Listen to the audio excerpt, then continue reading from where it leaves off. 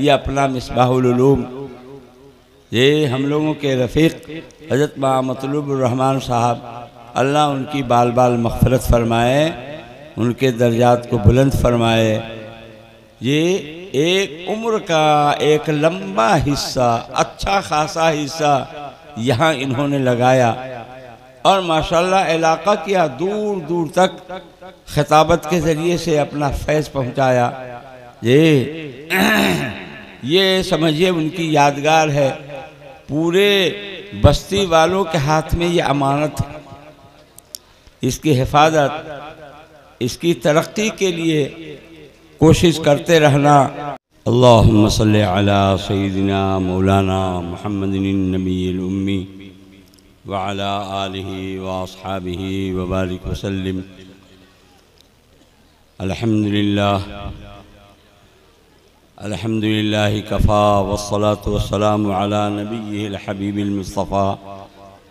अम्मा बाद फ़क़द क़ाल नबी सल्लल्लाहु तआला अलैहि वसल्लम खैरुकुम मन तअल्लमल क़ुरआन व अल्लमह औ कमा क़ाल अलैहि सलातु वस्सलाम। हज़रात उलमाए किराम, मेरे मोहतरम बुज़ुर्गों, दोस्तों, अज़ीज़ बच्चों,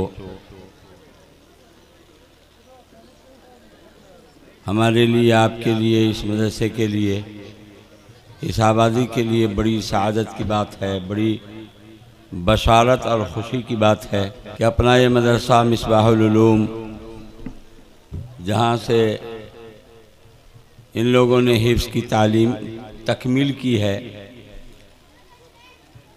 इनकी दसारबंदी का हसीन मंज़र आपने देखा। दोस्तों और बुज़ुर्गों, अपने इस तरह के जो मदारिस होते हैं, जहाँ माशाअल्लाह हाफिज़ों की टीम तैयार होती है, हिफ्ज़ कुरान को, कुरान पाक को पूरे तौर पर ये लोग अपने सीने में महफूज करते हैं। यह ऐसी सआदत की बात है कि आज दुनिया में इनके लिए गोया ताज पोशी हुई है, इनके सर पर पगड़ी बांधी गई है।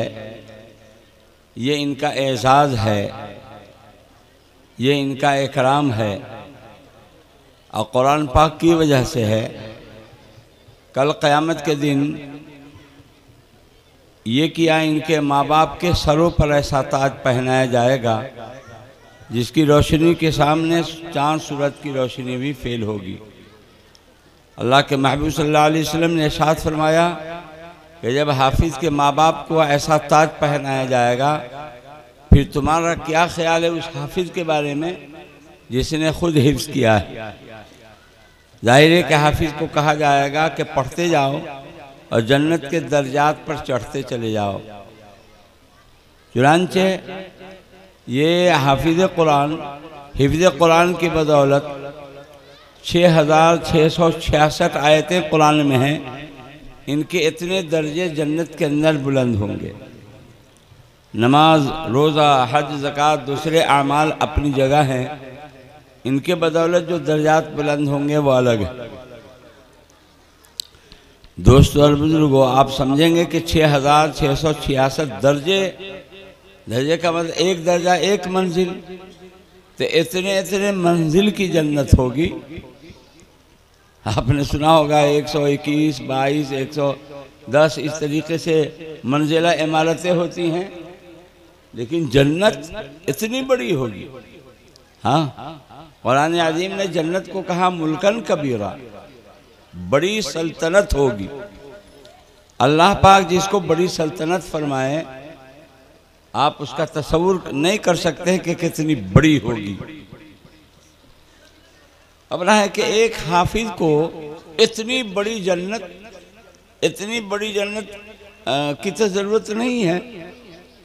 ये तो कहा जाएगा कि अपने यहाँ हिंदुस्तान में सदर जमहूरिया के लिए इतनी बड़ी इमारत, इतनी लंबी चौड़ी जगह अलाउट की जाती है और इतने उनके हाफिज होते हैं पुलिस वाले और इस तरीके से इतने बड़े बंगले की तो उनको ज़रूरत नहीं है, इतनी लंबी चौड़ी ज़मीन उनके लिए जो अलाट की जाती है तो ये तो ज़रूरत नहीं है ना। ये उनका इस्तकबाल है, ये उनका इकराम है, ये एजाज़ है, ज़रूरत के लिए नहीं, उनका एहतराम और इस्तकबाल है। इसी तरीके से हाफिज़ों का ये इकराम होगा और हाफिज़ों का ये एजाज़ होगा कि इतनी बड़ी जन्नत दी जाएगी। और इतने पर बस नहीं है, बल्कि ये हाफिज़ कुरान अपने ख़ानदान के ऐसे 10 आदमियों के बारे में सिफारिश करेंगे जिनके लिए जहन्नम का फैसला हो चुका होगा, और इन हाफिज़ों की सिफारिश के बदौलत ऐसे ख़ानदान के ऐसे 10 आदमियों के लिए जन्नत का फैसला हो जाएगा। दोस्तों और बुजुर्गों, ये हाफिज़ कुरान की फजीलत है। लेकिन ये हमारे जो हाफिज़ लोग हैं, एक तो ये जहन में रखें कि हिफ्ज़ कुरान को बचाए रखना है, कुरान पाक की याद को, याददाश्त को बाकी रखना है। पढ़ते रहेंगे, कुरान का हिफ्ज़ बाकी रहेगा। पढ़ना छोड़ देंगे, भूल जाएंगे। जब भूल जाएंगे, अब भुला देंगे तो बड़ी सख्त वईद भी आई, सख्त वईद आई। तो एक तो इनके लिए नसीहत ये है कि हिफ्ज़ कुरान इतनी बड़ी दौलत इन्होंने हासिल की है, जिस पर इतनी बड़ी बशारत इनको, सादत इनको हासिल होगी, इनके माँ बाप को सादत हासिल होगी, इनके ख़ानदान के लोगों को सादत हासिल होगी। उस हिफ्ज़ कुरान को कायम रखें, बरकरार रखें। पहले तो यह है कि दुआ भी मांगते रहें कि अल्लाह हिफ्ज़ कुरान को कायम दायम रखे। दूसरी दर्जे में जो है तदबीर भी करें, पढ़ें, तिलावत करें, तिलावत का मामूल रखें। और तीसरी बात यह है कि हदीस माया अमिल बेमाफ़ी, उसके अंदर जो अहकाम हैं, अक़ायद हैं, आमाल हैं, अखलाक हैं, उसके मुताबिक उसका अमल भी हो, कुरान पाक के मुताबिक उसका अमल भी हो, उसका एतक़ाद भी सही हो, आमाल भी सही हो, उसके अखलाक और मामलात माशा कुरान के मुताबिक, तब जा कर के ये फजीलत हासिल होगी। दोस्तों और बुजुर्गों, माशाअल्लाह तकरीरें अच्छी, इससे पहले एक से एक तकरीरें हो चुकी हैं, आप सुन चुके हैं। रात का काफ़ी हिस्सा किया, अक्सर हिस्सा गुजर चुका है, अब थोड़ा सा हिस्सा बाकी रह गया है। ये आपने 10 साल पगड़ी जो बांधी गई है इन हाफिज़ों के सरों पर, उसका अच्छा मंजर देखा है। ये अपना मिसबाहुल उलूम, ये हम लोगों के रफ़ीक हज़रत मतलूबुर रहमान साहब, अल्लाह उनकी बाल बाल मग़फ़िरत फरमाए, उनके दर्जात को बुलंद फरमाए। ये एक उम्र का एक लंबा हिस्सा, अच्छा खासा हिस्सा यहाँ इन्होंने लगाया और माशाल्लाह इलाका किया, दूर दूर तक खिताबत के ज़रिए से अपना फैज़ पहुँचाया। ये समझिए उनकी यादगार है, पूरे बस्ती वालों के हाथ में ये अमानत है। इसकी हिफाजत, इसकी तरक्की के लिए कोशिश करते रहना। ये जो हमारे यहाँ असातिज़ा हैं माशाअल्लाह, मेहनत को और तेज़ करें, मेहनत तो कर रहे हैं, मेहनत और तेज़ कर दें और इसकी तालीम और तरबियत के माहौल को और अच्छा से अच्छा बना लें। मेहनत से, मोहब्बत से, इखलास से पढ़ावें और मालियात के एतबार से भी फ़िक्र करें ताकि मालियात के एतबार से ये मजबूत हो और तालीम और तरबियत भी अच्छी से अच्छी हो। इन दो चीज़ों से हज़रत मौलाना की रूह को खुशी हासिल होगी और इलाक़ा के अंदर जो इसका मकाम है, इस मकाम के अंदर इजाफ़ा होगा, इंदल्लाह भी और इंदन्नास भी मकबूलियत होगी और तब जो है दुनिया और आखिरत के एतबार से कामयाबी होगी।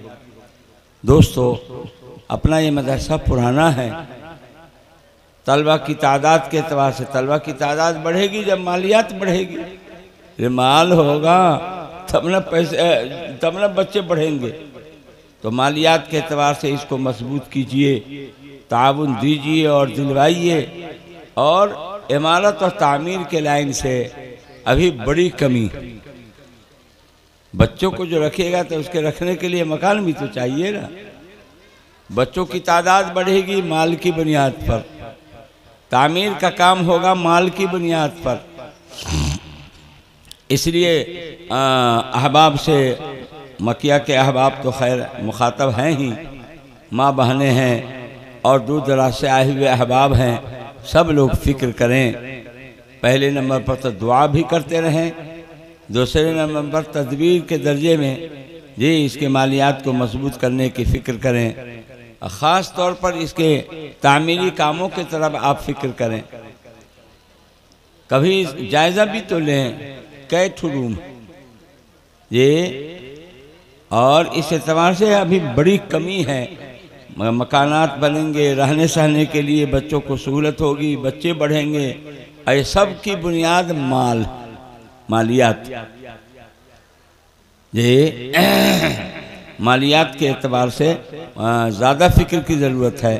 माशाअल्लाह तालीम और तरबियत के लिए हमारी असातिज़ा हैं। मैं कहा करता हूँ किसी भी मदरसे में दो चीज़ें सही हो जावें तो इदारे की तरक्की को कोई रोक नहीं सकता। एक तो है तालीम और तरबियत, तालीम अच्छी से अच्छी हो, दुनियात की तालीम भी हो मजबूत, हिफ्ज़ की तालीम हो मजबूत, फिर उसके बाद अल्लाह सहूलत दे रहे हैं तो अरबी और फ़ारसी की तालीम भी बढ़े। लेकिन ये जो बुनियादी तालीम है दुनियात की, हिफ्ज़ की, ये अच्छे असातिज़ा होते हैं, मेहनती होते हैं, मुखलिस होते हैं, तो तालीम और तरबियत में, अब तरबियत के लाइन से भी हमारे यहाँ मदरसों में सिर्फ तालीम नहीं होती है, तरबियत भी होती है। बच्चे की वज़ाक़ता है, उसकी रहन सहन है, और नमाज की पाबंदी है, असबाक की पाबंदी है, और एक सुन्नतों के मुताबिक उसकी ज़िंदगी, खाना पीना, रहना सहना, कमरों के अंदर आना जाना, रोक टोक से इस्लाह होती है, रोक टोक से इस्लाह होती है।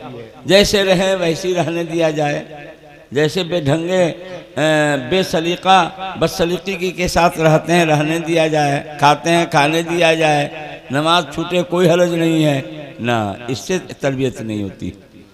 तो तालीम के साथ साथ तरबियत हो, और अच्छी से अच्छी तालीम भी हो और अच्छी से अच्छी तरबियत भी हो, और मालियात का हिसाब साफ सुथरा हो।